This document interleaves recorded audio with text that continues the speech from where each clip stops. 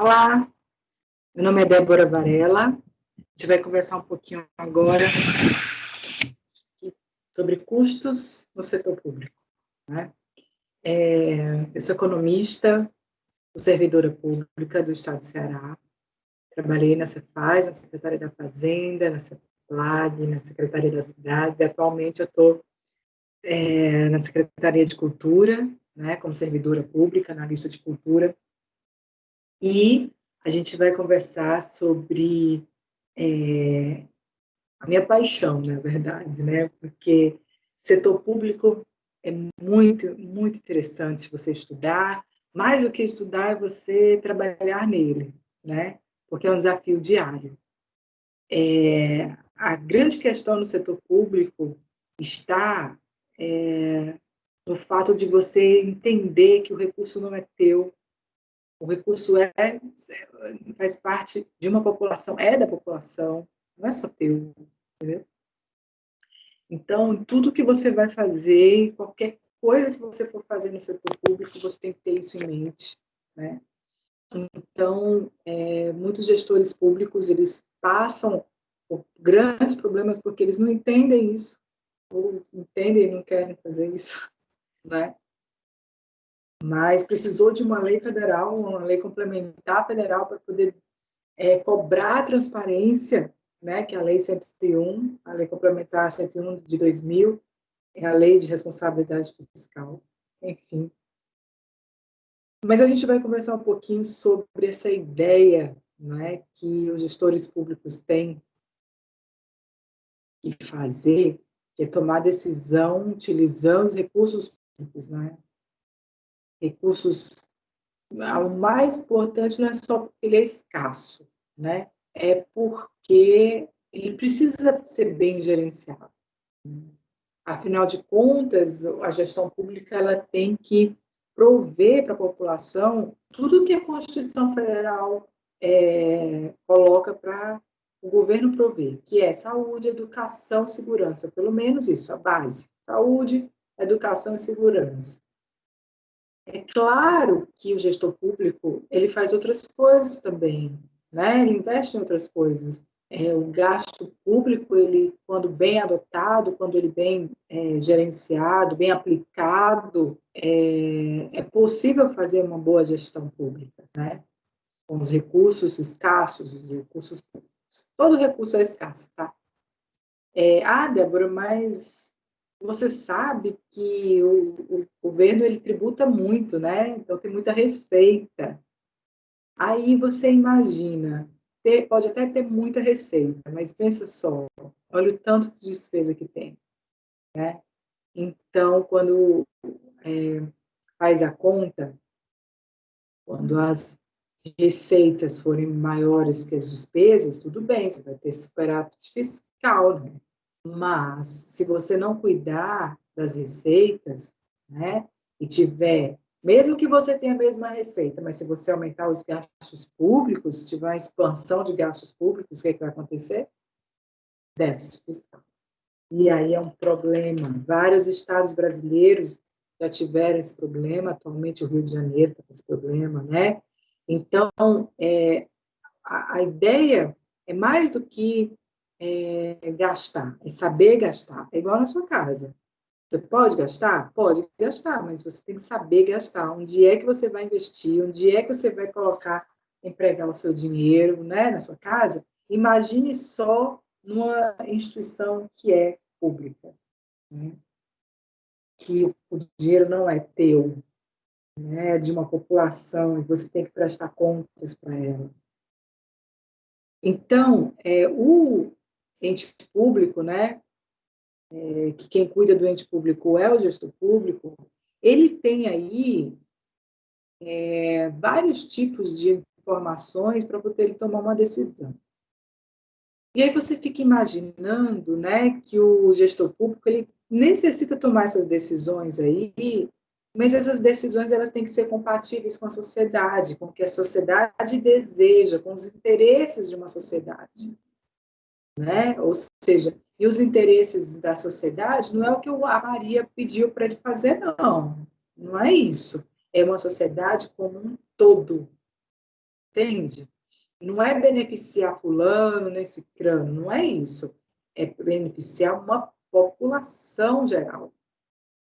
População brasileira, população cearense, entendeu?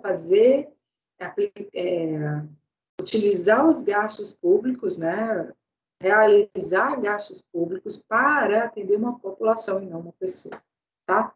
Então, diversos fatores, tem vários fatores, que é importante na tomada de decisão. Por quê? Porque a população entende agora, né, mais do que nunca, por conta da transparência das informações, a necessidade de um governo transparecer essas informações, entende?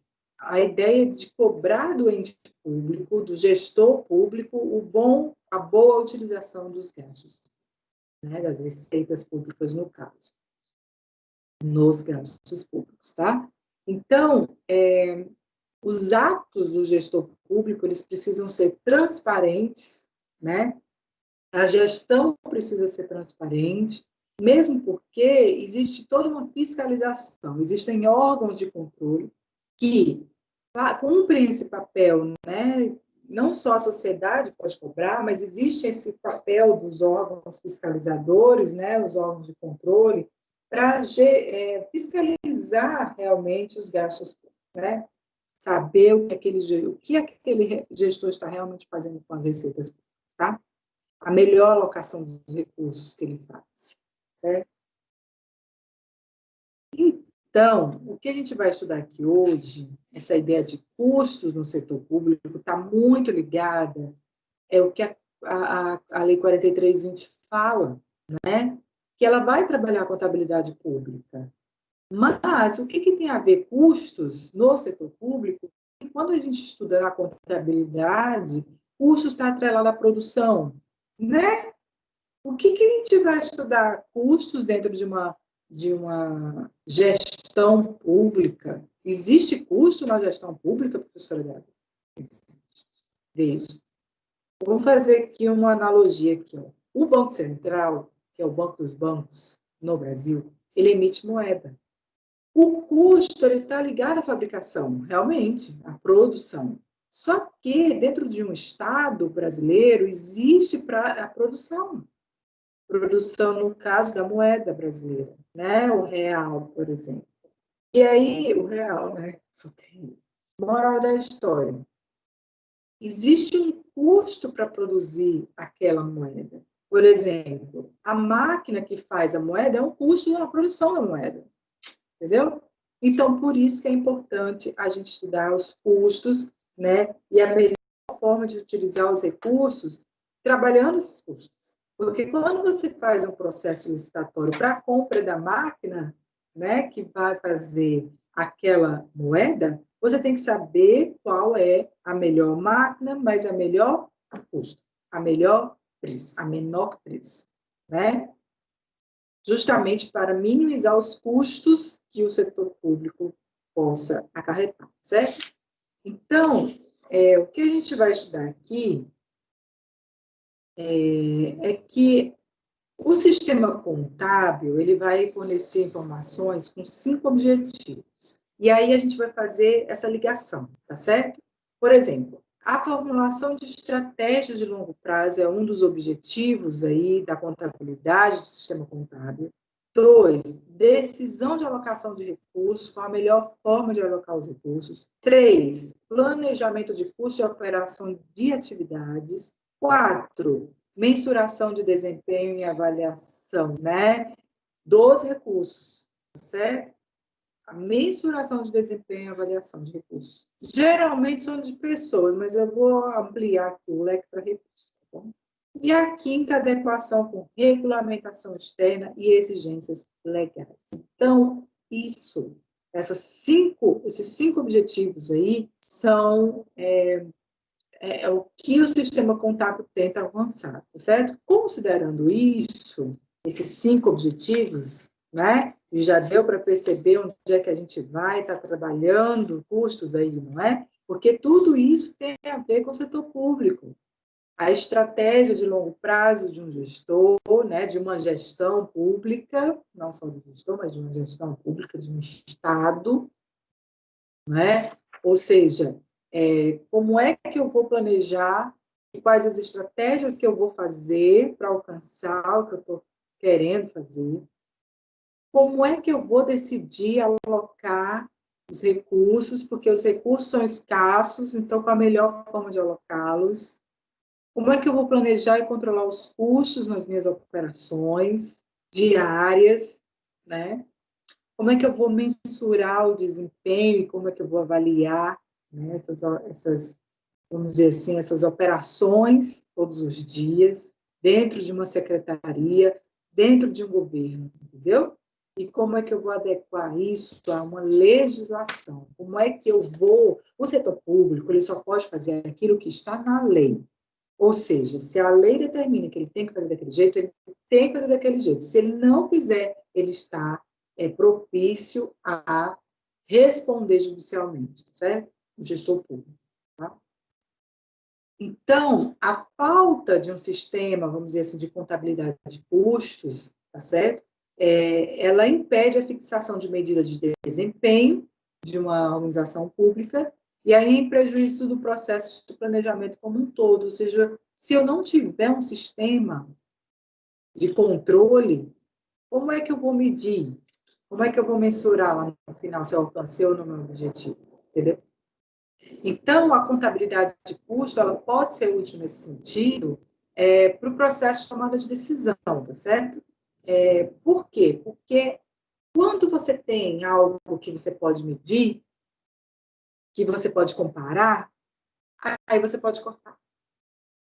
Mas você só vai poder cortar alguma coisa se você puder comparar, se você souber, se você tiver vamos dizer assim, algum inventário, né? Saber tudo que você tem. Às vezes, na nossa vida pessoal, a gente nem sabe tudo que tem, né? Por exemplo, aqui em casa eu tenho bastante livro, né? Na outra que eu tenho bastante livro, por exemplo, eu tinha mais livros. Mas, o que acontece? A gente vai começando, né, a comprar livros e vai comprando, e de repente a gente tem, assim, uma área somente de contabilidade, só de contabilidade, só de finanças, tá vendo? Aí tem cada área, ó, essa área aqui é só de literatura, de filosofia, né? Ou seja, você vai aumentando à medida que você vai estudando, você vai aumentando a quantidade de livros, né, para você ler. O que eu quero dizer com isso? Na gestão pública, se você não tiver cuidado, você superlota isso, entendeu?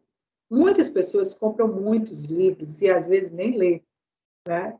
Então, tem livro, aqui não, mas tem pessoas que compram o livro e não tiram nem da capa, né? Então, só tem um livro aqui que eu ganhei essa semana, né, que está aqui por aqui, é esse aqui, e eu tirei ele da capa, mas eu já tinha lido, e minha prima levou o meu, trouxe outro, acho que ela riscou o meu, e trouxe outro novinho, tirei da capa, botei aqui, mas já está lido. Mas é sempre bom reler, né?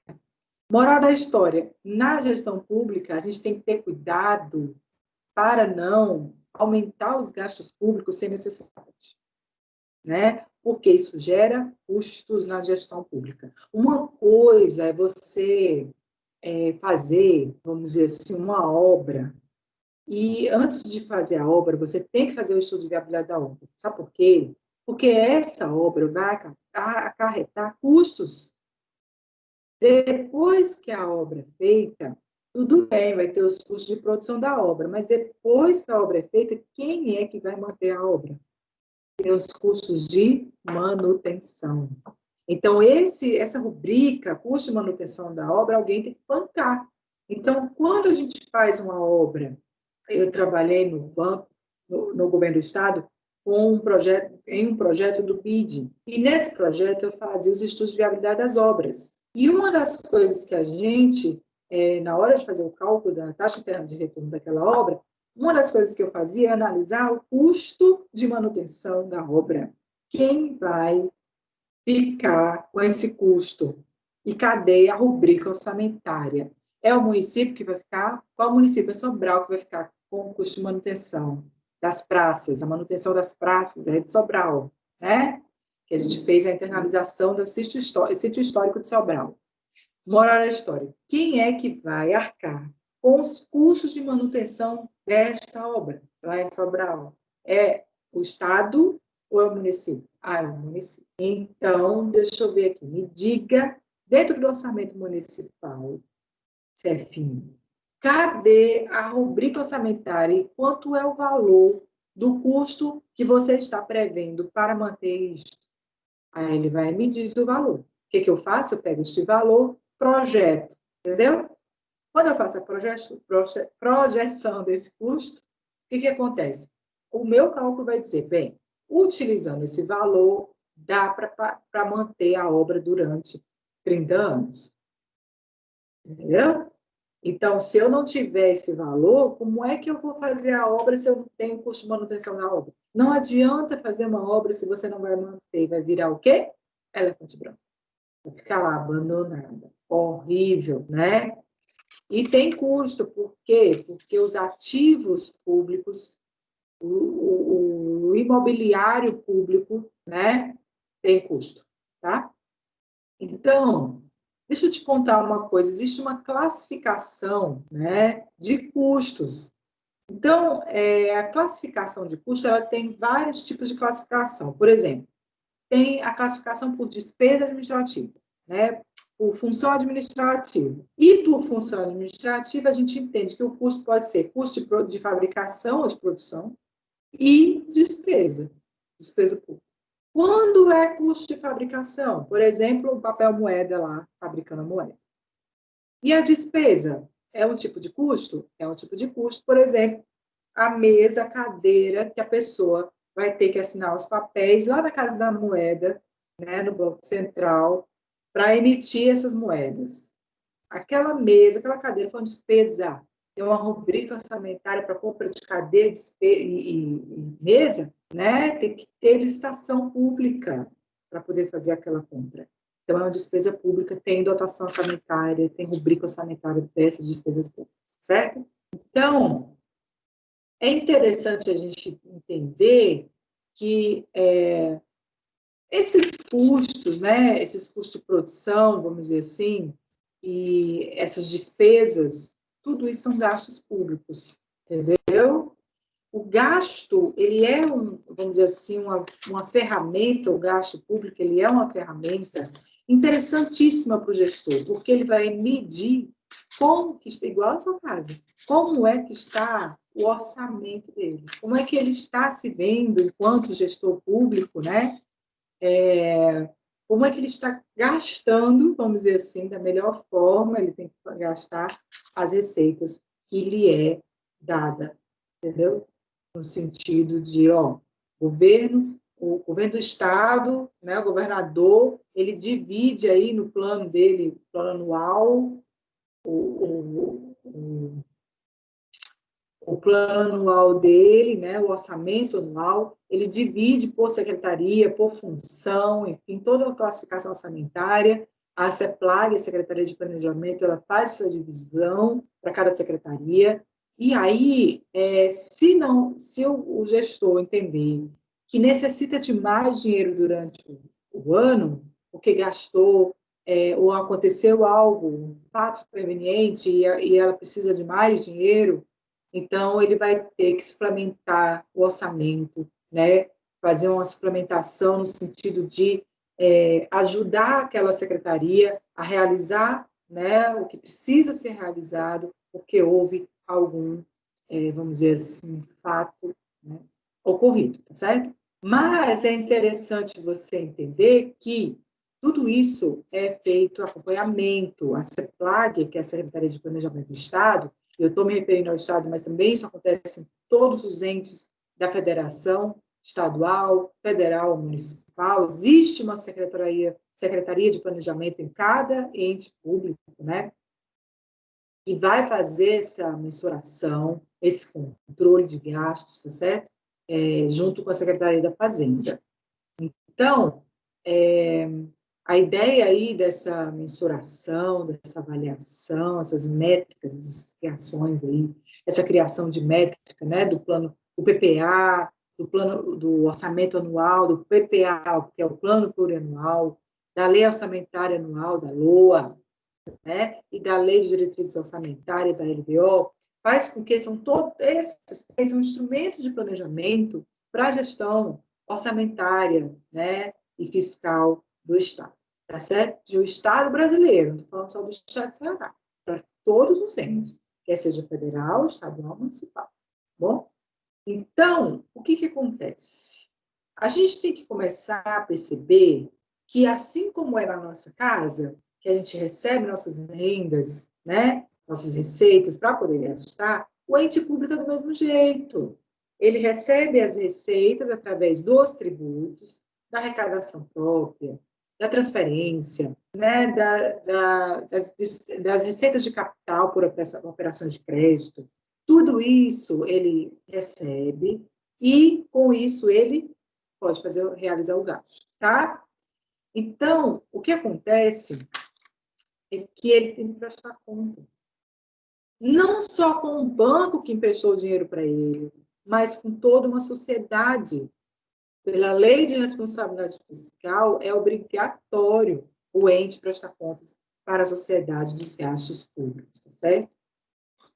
Então, o que acontece? O custo, ele é uma medida monetária. Quando a gente fala de custo no setor público, o custo é uma medida monetária, né? E ela requer, pessoal, sacrifícios, né? Para a produção de bens e serviços no setor público. Sacrifício por quê? Né? Sacrifício porque você poderia estar fazendo uma outra coisa com aquele valor, né? Ganhando dinheiro com aquele valor, se ele tivesse aplicado, mas você sofre aí um sacrifício para prestar o serviço público. Você gasta aquele dinheiro, né? Igual a sua casa, você gasta o dinheiro para educar a criança, o seu filho, a sua filha. É um sacrifício, porque você poderia estar pegando esse dinheiro aí e ir para o shopping. No setor público, a mesma coisa. Você gasta o dinheiro com o setor público, né? Mas você poderia estar fazendo uma aplicação financeira para ganhar rendimentos daquela aplicação financeira para o setor público, entendeu? Poderia, né? Então, você poderia aplicar o dinheiro e o rendimento da conta estaria sendo como servindo, não, gerando uma receita para os cofres públicos, certo? Aumentando a receita pública.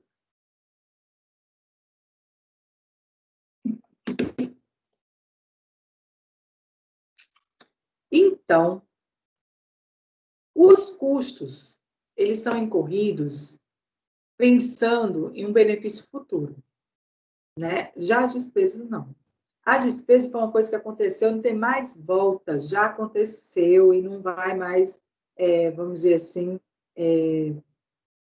você não espera o benefício futuro com a despesa, entendeu? Então, os sacrifícios que você faz que não trarão benefícios futuros, dentro do setor público, se chama despesa, tá certo? Como o consumo, vamos dizer assim, dos recursos, né? É uma despesa, não vai trazer mais benefício futuro. Agora, os custos vão trazer benefícios futuros, né? Quando você tem aí, agora a gente está na pandemia, né? Então, você tem custo de produção da vacina, né? A despesa, qual a despesa que eles estão tendo? Gasto pessoal é uma despesa, né? O benefício futuro que ele tem do salário já passou, já pagou o salário. Empenhou, liquidou, pagou. São os estágios aí da despesa. Então, é uma despesa, já pagou. Por que não é uma projeção de, vamos dizer assim, de benefícios futuros, né? Porque já foi pago o dinheiro. A pessoa pode simplesmente, depois que recebeu o salário, dizer assim, tchau, não vou mais trabalhar aqui. Não pode. Bom, agora, quando você investe numa máquina e num equipamento, ele é um custo, porque ele vem trazer para você, vamos dizer assim, uma expectativa de produção de vacinas. Entendeu a brincadeira aí? Essa é a ideia da diferença de custo de despesa dentro do setor público, tá? Então, Na contabilidade pública, todos os gastos são tratados genericamente como despesa. Por isso que existe uma dotação orçamentária para as despesas. Mas a gente tem que fazer essa diferença aí, tá certo? Mas, de uma forma geral, todos os gastos do setor público é tratado como despesa, sim. E aí, a gente faz o confronto de receita e despesa. Se a receita for maior que a despesa, o que vai acontecer? Há superávit fiscal. Se a receita for menor que a despesa, há um déficit fiscal, e aquele Estado, aquele ente está com seríssimos problemas, né? Como o Rio de Janeiro, por exemplo. Gastou mais do que arrecada, e gasta mais que arrecada. Né? Então, ele sofre aí penalidades diante a lei de responsabilidade fiscal, tá certo? Então, como que ele sofre? As transferências são bloqueadas, as operações de crédito são bloqueadas, entendeu? Então, tem várias penalidades. Eu recomendo aqui, para quem está fazendo o curso de gestão pública, você lê a lei de responsabilidade fiscal. É a lei 101 do ano 2000. Leia essa lei, mas não leia só uma vez, não. Leia várias vezes, estudando mesmo, porque essa lei, ela abre os horizontes, abre, assim, a nossa mente, né? Vamos dizer assim. Certo? Então, é claro que no serviço público, a gente também trabalha custos fixos e variáveis, tá? Por exemplo, os custos fixos, assim como na empresa. Se eu estou lá todos os dias produzindo tal, para mim, a energia vai ser custo fixo, sim. O aluguel é custo fixo, tá? Aí você fala assim, mas, professor, a energia pode ser custo variável? Sim, pode. Se aumentar a produção, a gente sempre aprendeu, né, em contabilidade, se aumentou a produção e a energia aumentou, ela está sendo um custo variável, né? No setor público é do mesmo jeito. Se você aumenta, lá na Casa da Moeda, a produção, se era de 8 da manhã às 10 da noite a produção de moeda, e agora vai ser de 8 da manhã às 12 horas, ou então vai ser 24 horas, esse período adicional aumenta os gastos de energia. Na verdade, aumenta esse gasto.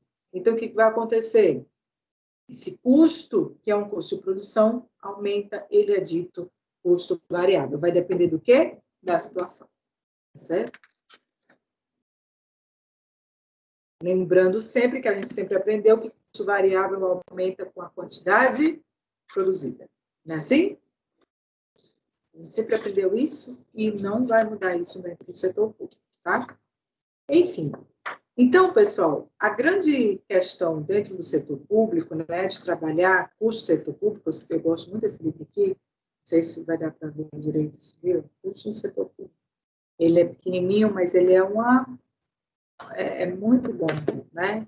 Porque ele resume, vamos dizer assim, de uma forma prática, como que o governo enxerga o setor público, como que o setor público enxerga essa ideia dos custos na administração pública, né? A questão do gerenciamento desses custos, a forma de olhar para ele para tomar uma decisão, né?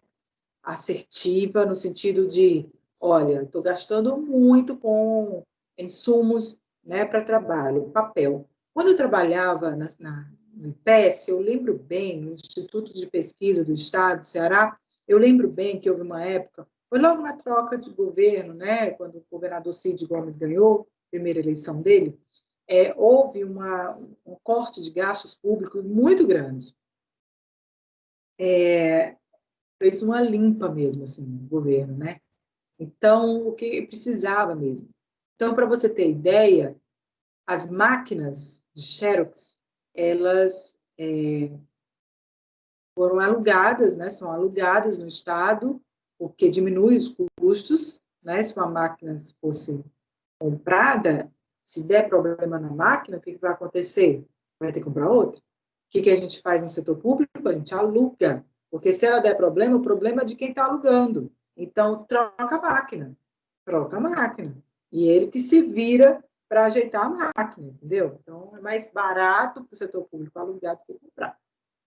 Então, eu lembro bem que E aí você paga para a empresa a quantidade de folhas impressas. Moral da história, houve uma restrição de quantidade de folhas.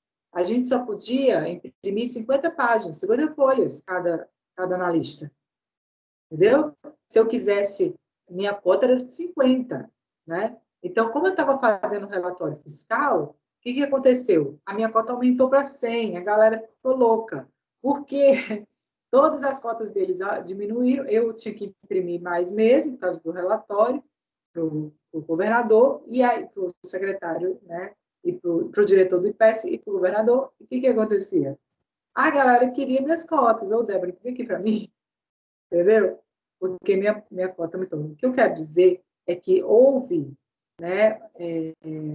Eu não trabalhava só com a área fiscal, eu trabalhava com um evento do Economia em Debate, com o Banco Mundial, com gestão fiscal, moral da história, eram várias coisas, por isso minha cota aumentou, porque era muita coisa. Então, enfim, voltando, a questão dos gastos públicos, no caso, os custos, no caso de produção, que são as folhas de papel impresso, tiveram que ser diminuídas. Então, você entende que existe um controle, você entende que aquela máquina está me dizendo que a minha matrícula só pode imprimir até 50, você entende que passou de 50 não imprime mais.